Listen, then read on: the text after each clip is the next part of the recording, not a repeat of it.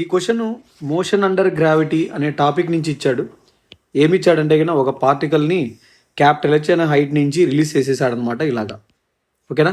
అయితే ఏదో ఒక హైట్ దగ్గర గ్రౌండ్ నుంచి ఏమన్నాడు, కైనెటిక్ ఎనర్జీ అనేది పొటెన్షియల్ ఎనర్జీకి 3 times ఉందన్నాడు.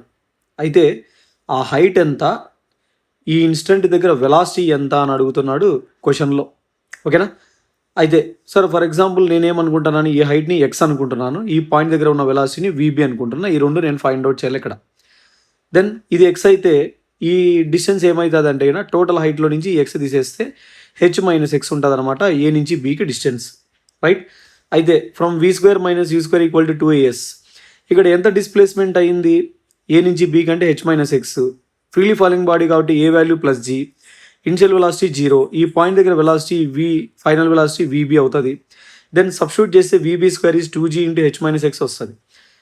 పాయింట్ బి దగ్గర kinetic energy 3 times of potential energy అన్నాడు కాబట్టి కైనెటిక్ ఎనర్జీ హాఫ్ ఎం, వెలాసిటీ ఇక్కడ వీబీ కాబట్టి VB square 3 into MG into height, ఇక్కడ ఎంత హైట్లో ఉంది బీ పాయింట్ అంటే ఎక్స్ హైట్లో ఉంది కాబట్టి ఎంజీఎక్స్.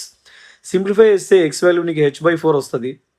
ఎక్స్ వాల్యూ h/4 నువ్వు ఈ ఫార్ములాలో సబ్స్టిట్యూట్ చేస్తే వెలాసిటీ అట్ పాయింట్ బి వస్తుంది √3h/2గా. ఓకేనా.